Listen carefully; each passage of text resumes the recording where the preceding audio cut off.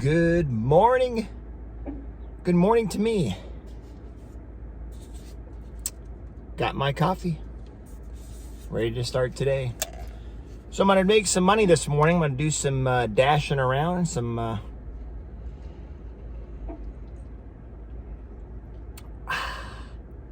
do some dashing around my town, make a little bit of money.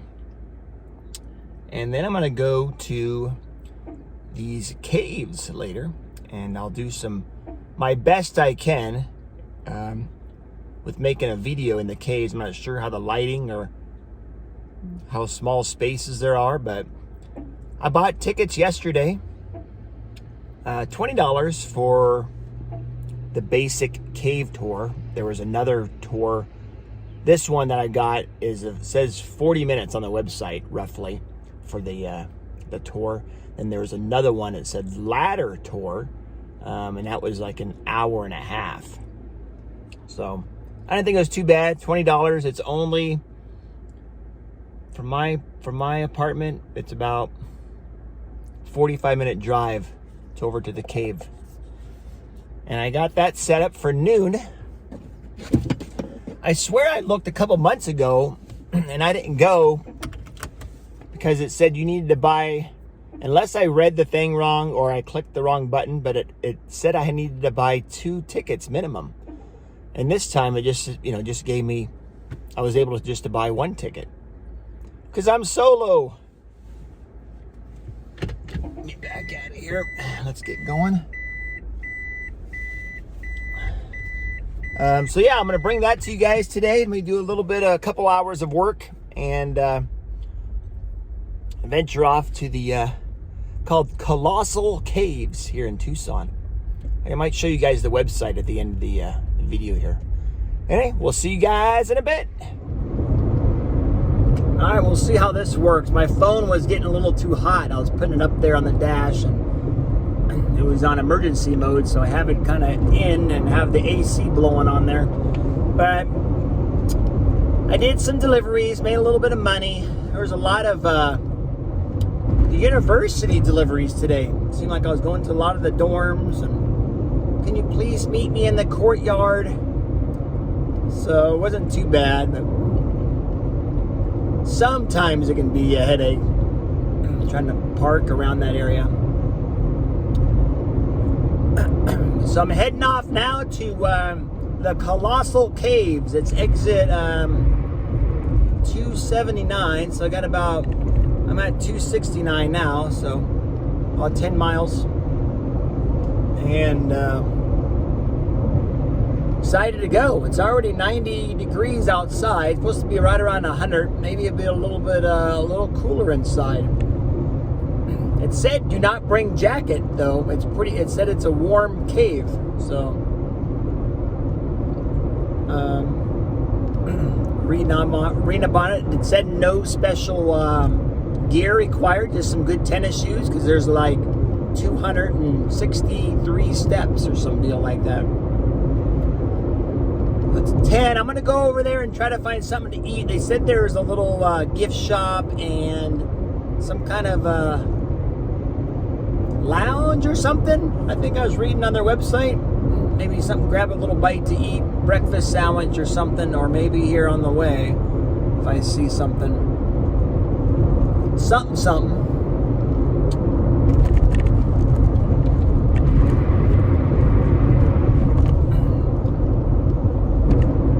Yeah, I had this, I was in the McDonald's today picking up, and I came out and there was a guy. He was not all there. He was either high on drugs or he wasn't all there. He was yelling out I noticed before I got to McDonald's, there was a guy standing out there in the middle of the street yelling at the cars. I guess he just wanted, who knows? He wasn't right. He's not right up here. So I'm glad he got off the street. But when I came back, I was in McDonald's for about 5-10 minutes. Came back out, and there was a guy saying, hey, there was someone kind of peeking in your car and everything. And it was pointing to that guy. He was, at that point when I got out of McDonald's, he was rolling on the ground in the parking lot, taking his clothes off. So my guess would be he needs to go detox. So I hope the best for him. But I'm glad I didn't see him going trying to break in my car. I already yelled at him. And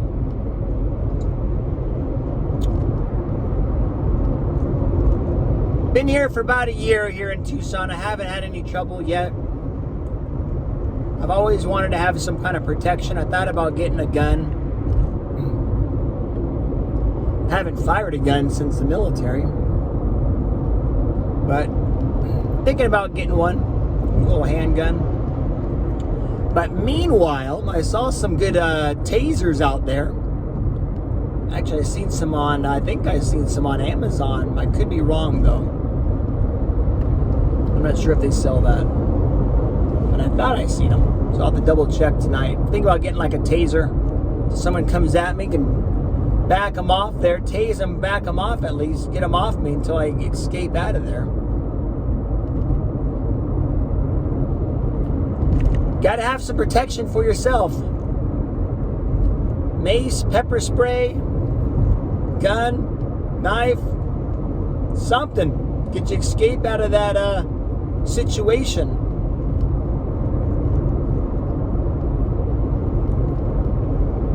So, I just have some tennis shoes. That's all they said I needed to bring here for this cave. We'll see. This is going to be my workout today. I'm going to skip the gym. Place is called Colossal Caves. I think I've said it a couple times.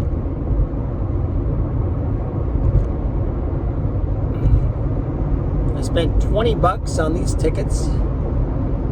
Or ticket. Just me.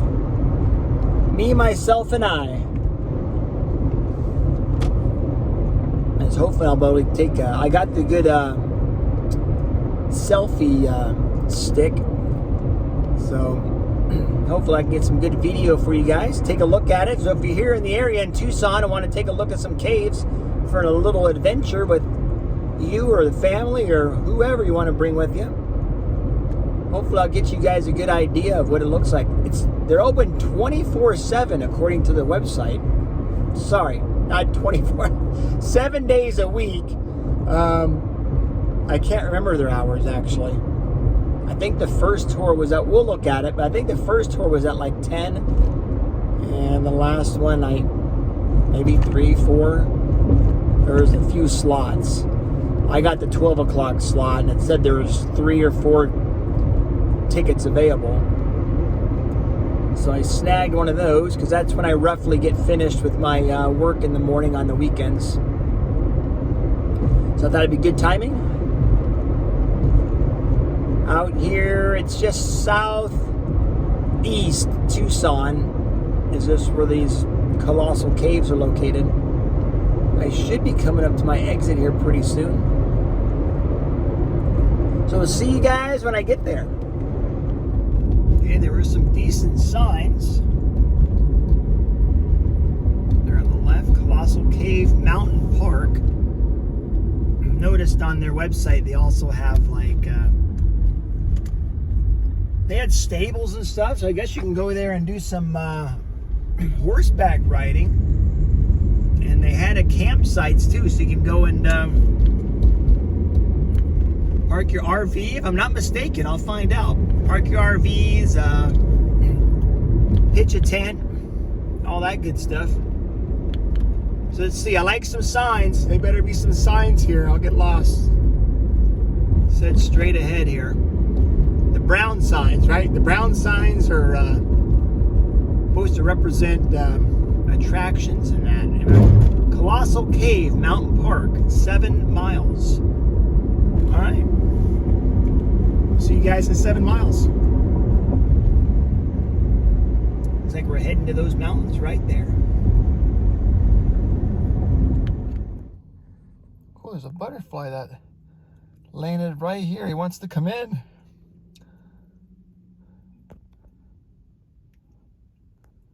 Got a nice close-up view. Lots of these yellow ones flying around here. And I thought he would have flown off by now, but he's hanging off for life. My little yellow friend. Cruising down the road like at, what is it, about 35 miles per hour, and he's just hanging on for the ride.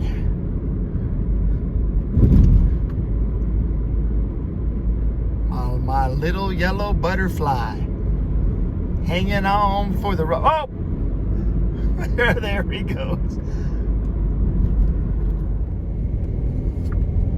All right, about a mile till we get to the entrance of this place called Colossal Caves. Man, I don't know if you guys can see it on the camera too well, but there is this swarms. I don't know. Do you call it swarms of butterflies? Groups, families. They're all over the place.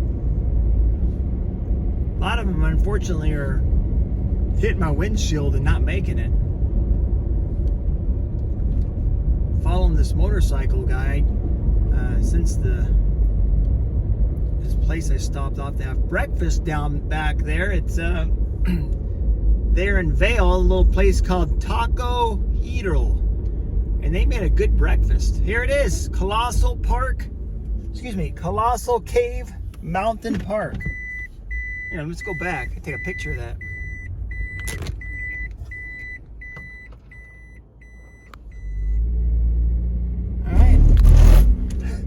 Getting attacked out here by butterflies. So where do we go? There's horseback rides, guys, and there's the cave entrance here. It's like an arrow to the left. Horseback rides open October 1st. Oh, okay. To May 15th. So we're a month early. A month and a couple days early for that. Horseback rides.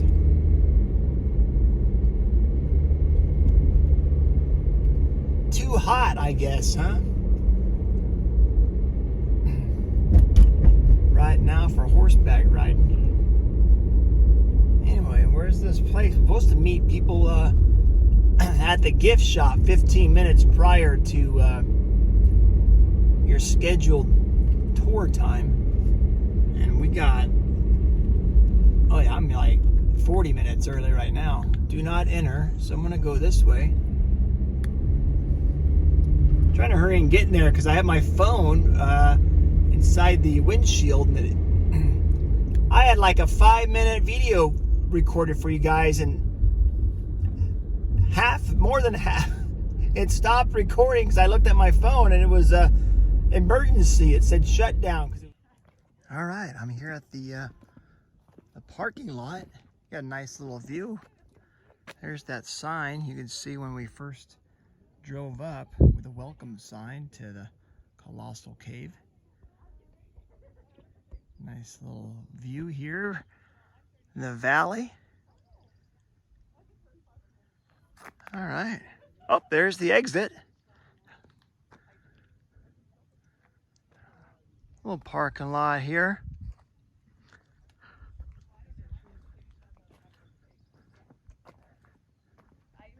All right, let's go see what this place has to offer. Some more of the landscape here in the area. Nice, beautiful day. Start on your right. All right, we got these lovely lanterns because we've been getting lots of rain here in Tucson, and the electricity's out in the cave. Pull the lantern, is that how it works? Wow, beautiful. Tips are greatly appreciated.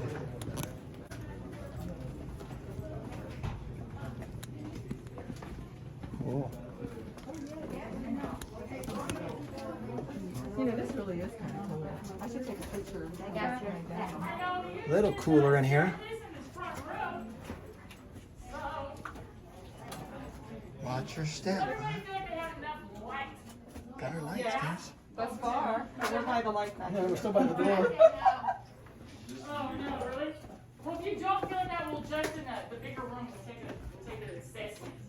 Well, welcome to the cave, Colossal Cave. And like I said, for the first time, well, that water was pretty crazy in Tucson. more waterfall than we've seen in a long time. And it actually did come into our cave, which is a geologically epic event. Our cave has not had water in it for about 15,000 years, enough to grow. And enough water that actually came further into the cave than, well, that long ago. Now, it's led itself to two problems, even though it's geologically epic. The first one is no more lights until we get an upgrade, but the second one is that aroma, the dampness has sort of activated our potpourri from our wildlife. So I do apologize for that, but we'll get through it, okay? The first people were the Hohokam, an ancient Native American tribe that lived throughout the Southwest Desert from about 900 to 1450 AD. Now they lived throughout our whole mountain park. They were master irrigators, so they used that valley out there to catch rainwater. Now they would not live in the cave because it was unsafe. At their time, there was no electricity, and well, daylight would not even come as far as I am. I'd be in total pitch darkness if it were that era. And this is actually smoke residue from their fires. Pretty cool, huh? So they use this ledge, this front room, and that fire actually, the smoke bellows up, leaving a permanent timestamp showing us how they used our cave long time before. It goes all the way out, and when we leave, you guys can look out that exit. It's pretty cool, that smoke stain. Now I will move my light around, and you'll see other black and brown marks throughout our tour. It ain't smoke. Anybody want to guess what it is? Wow. Was that what? Poop! Woo! He's got it. He's got a gold cave star. It's back. Poop and bat feet. Now, the bats, well, this is their house. They were here first, so we got to roll with it. They were on vacation. They started to fly home in April. April 1st to October is our bat season. Cool. And here's their, you can see it, a little makeshift oven way back in the day. Let's go, I don't want to fall. Going down the caves, guys. He's counting stuff. Make sure they count it right? Exactly.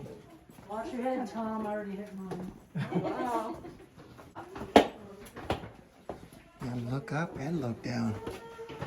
Bang your head. All little codes and ins and outs. Can you imagine? How are we all doing? Good? Good? And my caboose? Which one's my caboose? Back here. All right, and do you guys have enough light, sir? You feel good? Yep. Everybody? Yep. All right. Now, welcome to the Crystal Forest. Why do we Crystal call this? Forest. Cool. Because all the formations we'll meet in this room are made from calcite, a part of the crystal family.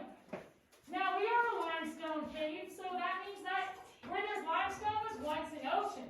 Can you believe that this dry desert was once under the head? Oh, We would be yeah. swimming prehistorically, I mean before that. Long time ago, y'all. So when that water left, it actually left behind those critters that were swimming in it, and their fossils compacted with sediment, giving us limestone.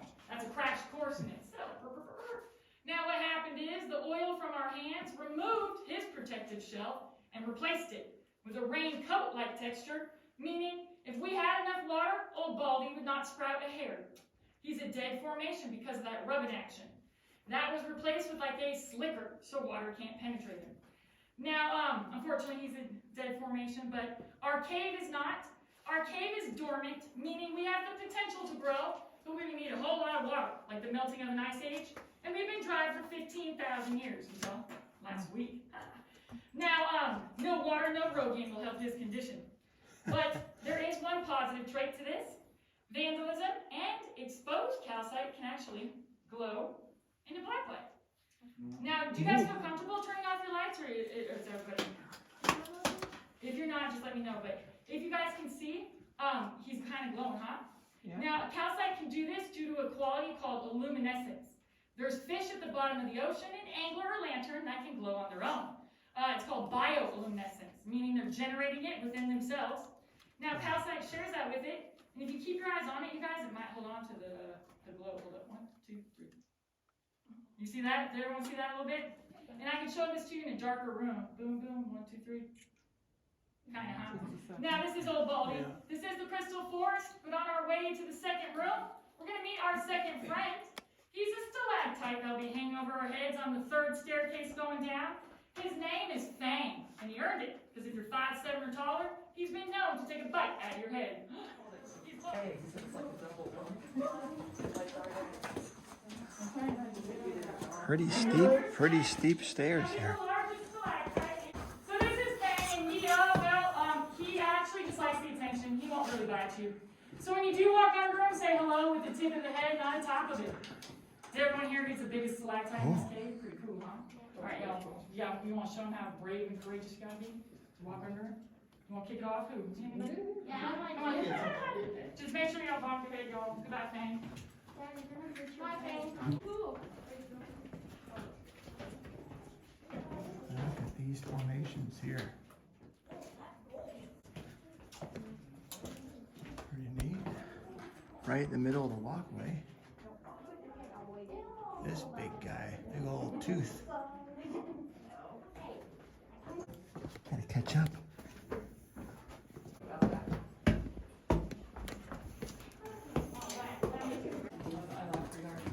Here's my caboose. All right. Everyone's good. Everyone's good. See each other we can. Right here. Look at that. So it's actually called drapery in any cave when dripstone comes down like this because of its likeness to that. Drapes or curtains. There's actually a big cave in Texas, and there's a room that's filled with drapes, and you can get married there. People like the ambiance. Right? They're all, oh, that's whimsical. You can come out like, well, fresh out of the cave. Take a look up at these folds. My light will be there. You'll see the spikes. Cave carousel, y'all. Pretty good. Thank you. Right? And so that's a different formation. That had nothing to do with the ancient seafloor. That's through the seismic activity. And then let's see, you guys see that? Let's see. All down there, that's more calcite. This is called cave bacon. That strip right there. Yep. And everyone can see that? That's more calcite. And this is actually moon milk. When it kind of drips like this, it's a bacterial response to limestone. Wow. All right. So, don't worry, everybody will get a shot at it. So, you guys comfortable turning off your lights real quick? Bam! All right. So this is, you see the edge of it, it's glowing? That right here, this little patch. That is called cave ice. And then right here you can see it's a little bit thinner too, right? This is all cave ice. Whoa. So these little layers are probably millions of years apart. Now what cave ice is, well, there's a stagnant pool of water that sits in a cave for a very long time. This is where our pond, our pool of stagnant water was. As it sits, dust ever so lightly collects on it, creating this silky texture called cave ice. Now, thank you, Vanna. Now, when actually a person walked over it, it'd be like walking over a frozen. Guys, this is a silent waterfall, and this is actually water this is new growth right here, coming down that discoloration. Above my head, we call this the dinosaur boneyard, because people feel like these rocks look like large dinosaur bones. Silent waterfall. Huh?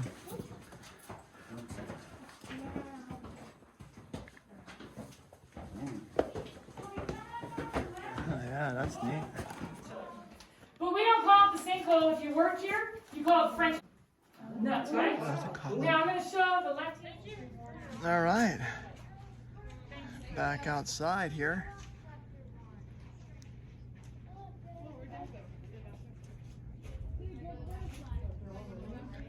Back outside. Nice little workout, actually. It's quite a bit of stairs.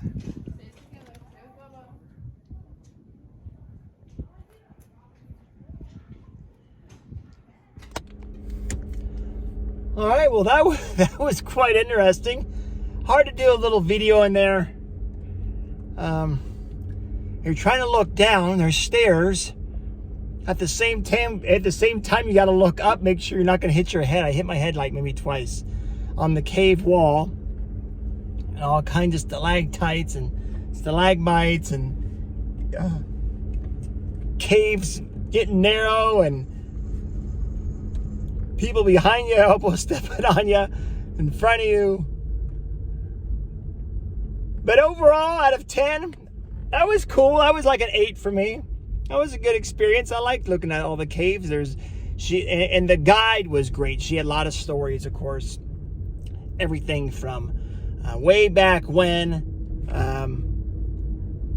the early settlements to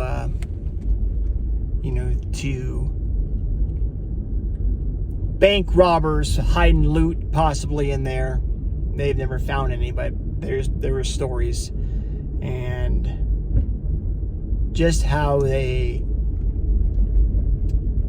how certain people actually moved there and bought the property rights and made the early tours through there. Vandalism, of course. People want to get the stalactites and chop them off, unfortunately. But it was neat, man. There's a sign, till we meet again. And heading back home, about a 30-minute drive. So just something in the back of my my backyard here, 30, 40-minute drive from my apartment, and I wanted to check it out. Kind of neat, a lot cooler in the cave. I think she said about 71 degrees. So me, I didn't, just a t-shirt and I was fine. I actually had jeans on too, but felt nice in there. It was a lot bigger than I thought. There were some parts, since all the rain we've been getting the last couple months, there were some parts were actually closed down because it was a little too wet in there. For safety concerns, she kind of routed us and gave us some bonus tours and walk around she normally doesn't do, because some parts were closed. So she adapted, improvised, great tour guide, and recommend that. A one-time deal for me. Kids really liked it. There was probably about 15 maybe in our group. There was probably about 7 kids, and they were all cool. Look at that, because there was a lot of spots. I guess I was trying to understand. I guess the calcites there, calcite deposit. With under a UV light, it holds a glow, and that's really neat. That was really neat.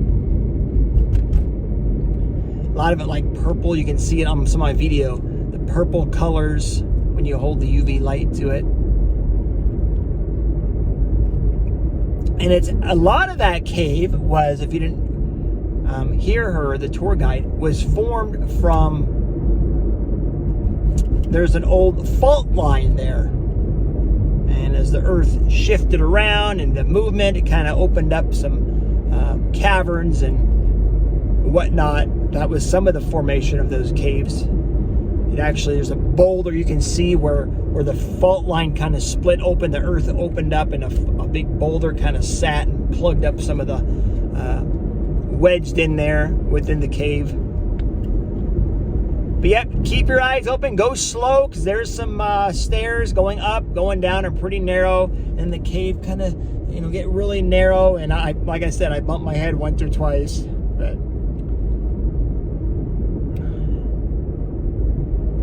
not bad. And they got like a little gift shop there. They got they have refreshments and bathrooms, of course, and some other tours. There was a ladder tour also, which is another.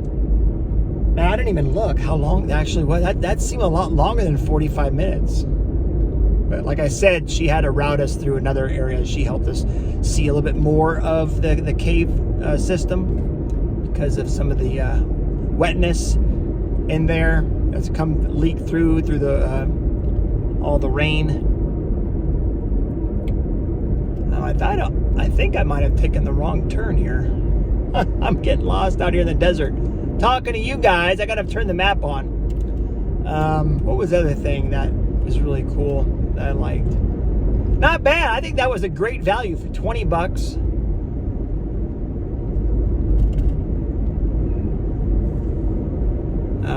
Get a workout too. I don't need to go to the gym now. I worked over probably 300 stairs there. That was neat. Colossal Caves. So if you're in the area, come by, take a look. Take a look, see. Oh yeah, and the lanterns. We had those lanterns. That's something they normally don't do.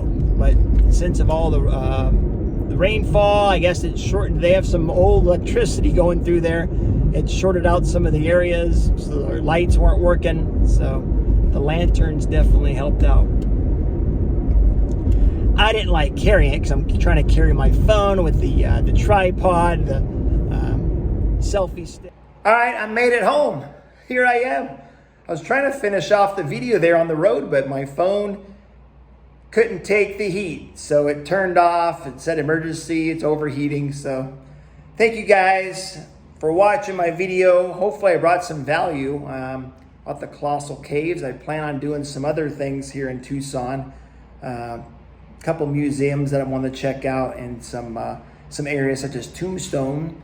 And I want to just do a short little video on it. And highly recommended. It was fun, good times, Colossal Cave. Go check it out. You guys remember, keep moving forward.